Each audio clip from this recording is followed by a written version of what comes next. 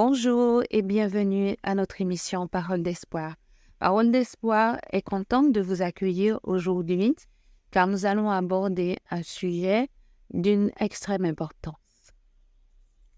Lorsque l'on choisit de suivre Christ, on apprend qu'il convient d'arrêter de pécher. Certains prennent au sérieux le commandement de Dieu et abandonnent le péché, tandis que d'autres pensent qu'ils ont le temps et que cela peut attendre. D'autres encore minimisent le péché et continuent à le pratiquer. Qui fait bien?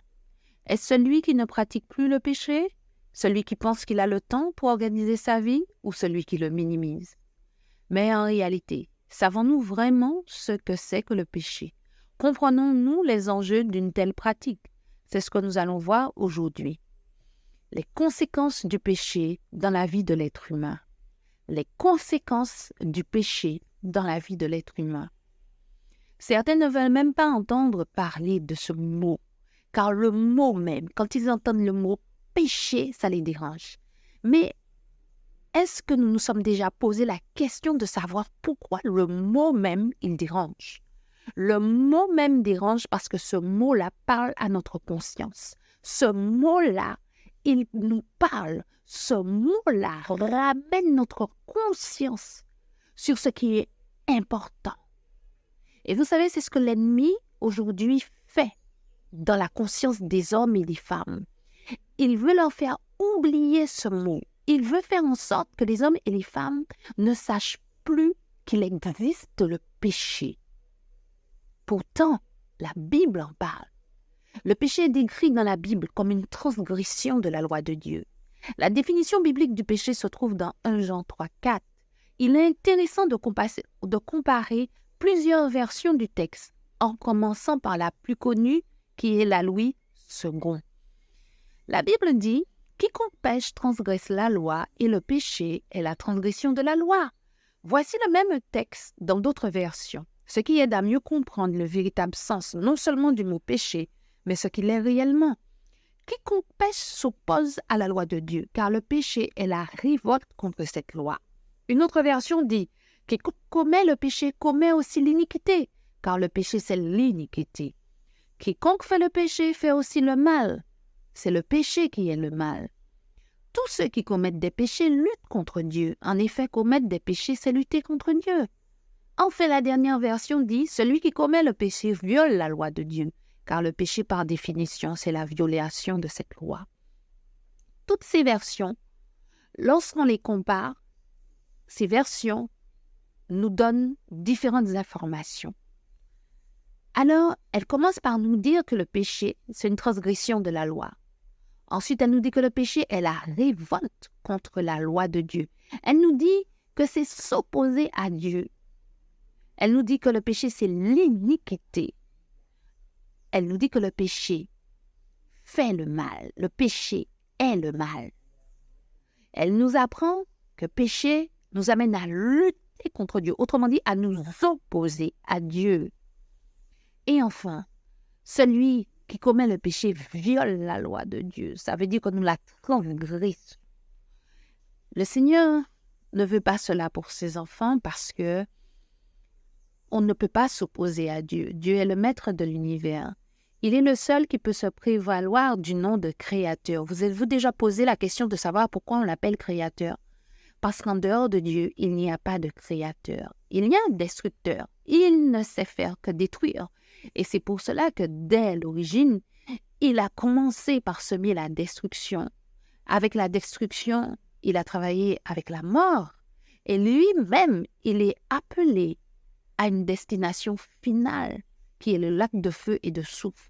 Et le Seigneur ne veut pas cela pour nous, parce que la Bible nous dit que tous ceux qui ont transgressé la loi de Dieu, tous ceux qui ont passé leur vie à pécher, ils iront dans ce même lac avec celui qui les y a entraînés en les influençant.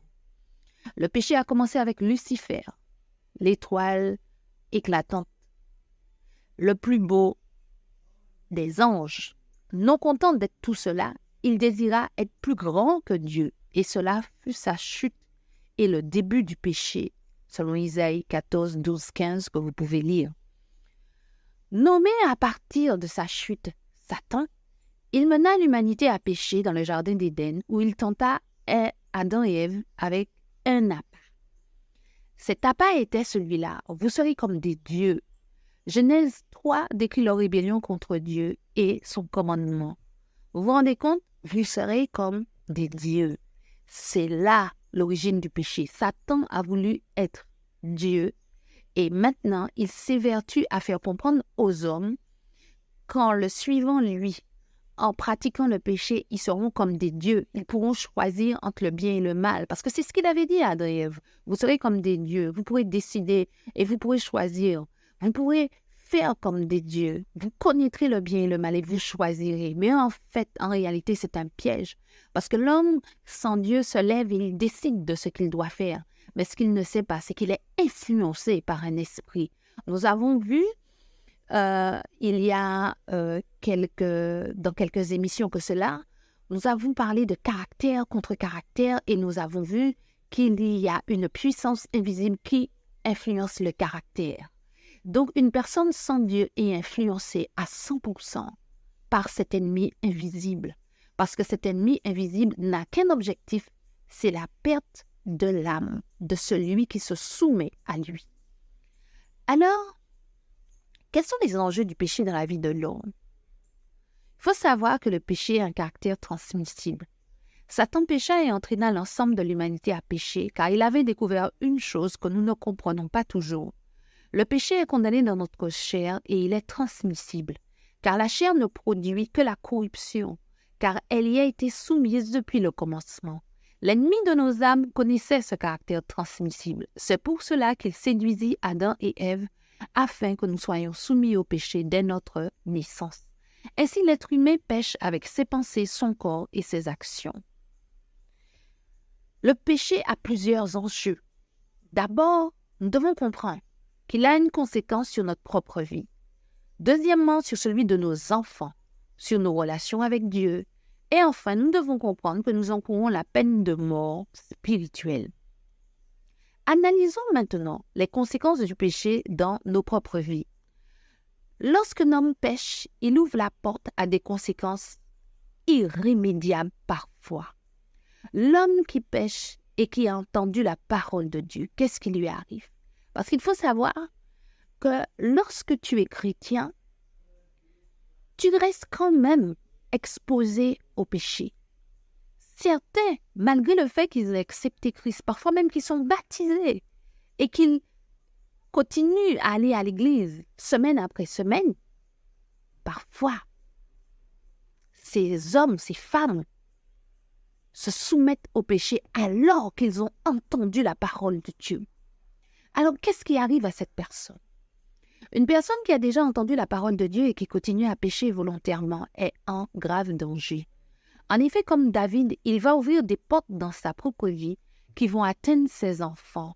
Lorsque l'on pêche contre la loi de l'Éternel, on ouvre la porte à la mort spirituelle et parfois physique dans nos vies. La Bible nous déclare que le salaire du péché, c'est la mort.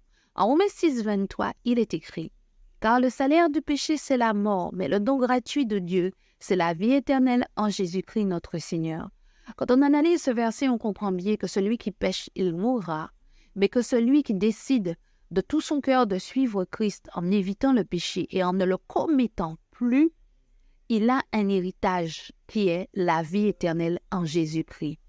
Oui, il y a une vie éternelle. La mort n'est pas la fin de toute chose. Quand on meurt, maintenant s'ouvre une autre vie, la vie spirituelle. Et c'est là que nous devons nous poser des questions. Quand nous allons mourir, où allons-nous? Est-ce que nous sommes attachés suffisamment à Christ pour pouvoir se dire, voilà, j'irai vers mon Dieu et il me donnera mon héritage qui est la vie éternelle?